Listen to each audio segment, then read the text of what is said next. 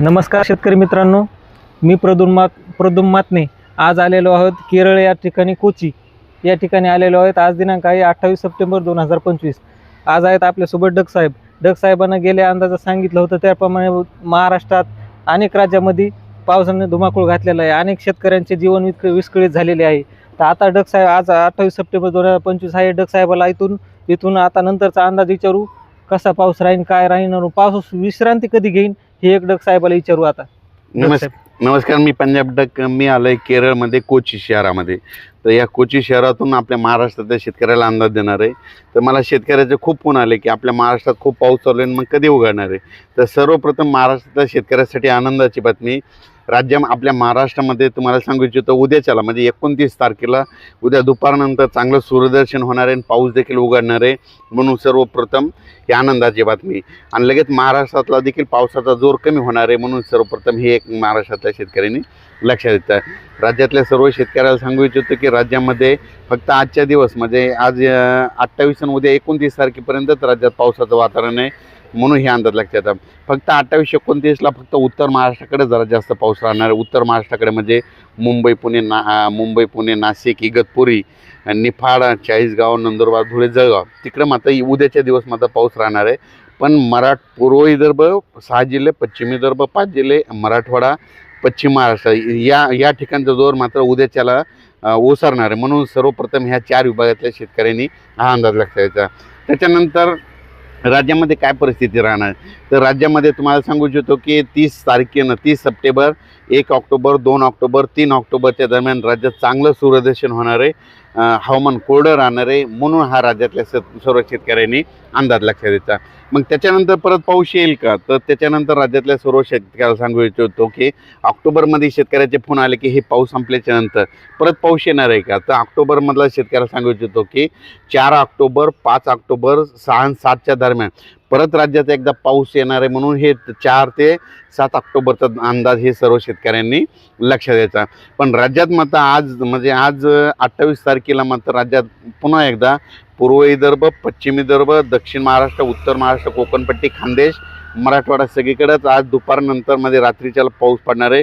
पण उद्याच्याला मात्र पावसाचा जोर कमी होणार आहे आणि उद्या सूर्यदर्शन होणार आहे। हा अंदाज महाराष्ट्रातल्या सर्व शेतकऱ्यांनी लक्षात द्यायचा। खास करून जास्त आता म्हणजे आजच्यानं मराठवाडा आणि पश्चिम महाराष्ट्रातल्या शेतकऱ्याला एवढं काही घाबरायची गरज नाही, कारण की आज जास्त पाऊस मुंबई पुणे उत्तर महाराष्ट्राकडे जास्त पडणार आहे। मुंबई पुणे उत्तर महाराष्ट्र इगतपुरी नंदुरबार धुळेकडे, म्हणून हा अंदाज सर्व शेतकऱ्यांनी लक्षात घ्यायचा। तसे डग साहेब तुम्ही सांगितलं आहे आता हे पाऊस विश्रांती घेणार आहे, पण 5, 6, 7 तारखेचा पावसाचा वेग कसा राहणार आहे? असाच मुसळधार राहणार आहे का कमी प्रमाणात राहणार आहे? हां, म्हणजे सांगायचं झालं तर जे 4 तारखेला जे पाऊस येणार ते देखील असाच प्रमाणात राहणार आहे। ते काय होणार आहे, 4 तारखेला विदर्भाकडून सुरुवात होणार आहे। म्हणजे विदर्भाकडून काय येणार, 4 तारखेला विदर्भात आगमन करणार आहे। वर्धा, नागपूर, भंडारा, गोंदिया, चंद्रपूर, यवतमाळ, वाशिम तिथपर्यंत 4 तारखेला सुरुवात केली। 5ला तो पाऊस मराठवाड्याकडे येईल। 5, 6, 7ला परत तो पाऊस काय होईल, मुंबई पुणे नाशिक तिकडे जाणार आहे। त्याच्यानंतर 8 तारखेपासून परत 8 ऑक्टोबरपासून राज्यात सूर्यदर्शन होणार आहे, तिथून पाऊस निघून जाणार आहे। म्हणून हे अंदाज लक्षात। आणि आजच एक मला पूर्णाच्या शेतकऱ्यांनी एक मला टाकलं होतं की आमच्याकडे जाळेधुळी आली, तर मी म्हणत असतो ना, जाळेधुळी आल्याच्या नंतर काय होतं, महाराष्ट्रातलं जाळेधुळी आल्याच्या नंतर तो सांगतो की पाऊस कधी निघणार हे निसर्ग सांगतं। कसं सांगतं, आज काही ठिकाणी जाळेधुळी आली होती। जाळीमध्ये काय होतं, झाडावर जाळे पडतात, पिकावर जाळे पडतात। जाळेधुळी आल्याच्या नंतर कंप्लीट 12 दिवसाला पाऊस निघून जातो।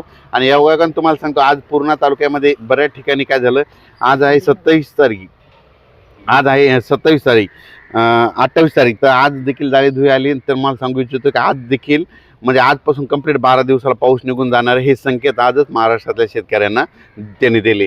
आणि त्यानंतर तुम्ही म्हणत होते ना ते केदारनाथ, हा आमच्या मित्राचा कॉल आला, केदारनाथला त्याला जायचं आहे, तर तिथलं वातावरण कसं राहील? तर हिमाचल प्रदेश आणि केदारनाथला म्हणजे बऱ्याच शेतकऱ्याचे मला फोन आले की आम्ही केदारनाथला जाणार। तर तुम्हाला सांगतो, महाराष्ट्रात जर कोणी असेल तर केदारनाथला तुम्ही काय करायचं, 5, 6, 7च्या दरम्यान जाऊ नका, कारण की केदारनाथकडे, हिमाचल प्रदेशकडं, उत्तराखंडमध्ये काय होणार आहे, 5, 6, 7मध्ये तिकडे ढगफुटी सदस्य पाऊस पडणार आहे, अतिमुसळधार पडणार, अतिवृष्टी होणार आहे।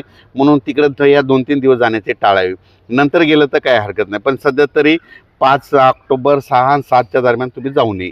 साहेब ते तुम्ही 5, 6, 7चा पाऊस सांगितला ते सगळीकडेच राहणार आहे का पूर्ण? जे 4 तारखेला जे पाऊस येणार आहे ते सुरुवातीला विदर्भ होणार आहे. म्हणजे सगळीकडे तो काय होणार, विदर्भातून सुरुवात होणार आहे, पुन्हा विदर्भातून मराठवाड्याकडे जाणार आहे, मराठवाड्याकडून पश्चिम महाराष्ट्राकडे जाणार आहे, पश्चिम महाराष्ट्राकडून उत्तर महाराष्ट्राकडे जाणार आहे, उत्तर महाराष्ट्राकडून गुजरातकडे जाणार आहे आणि 8 तारखेला मग आपल्या महाराष्ट्रात सूर्यदर्शन होणार आहे. म्हणून हे देखील अंदाज लक्षात घ्यायचा. ज्यांचं सोयाबीन काढायला आलं असेल तर तुम्ही काय करा, एक तर तुम्हाला काढायचं असलं तर उद्या 29 तारखेपासून तर 3 तारखेपर्यंत 29, 30 5 दिवस तुम्हाला काढायला वेळ आहे. आणि त्याच्यानंतर काय करायचं, 8 तारखेपासून चांगलं सूर्यदर्शन होणार आहे, राज्यातला पाऊस देखील निघून जाणार आहे. म्हणून हा अंदाज लक्षात घ्यायचा. धन्यवाद.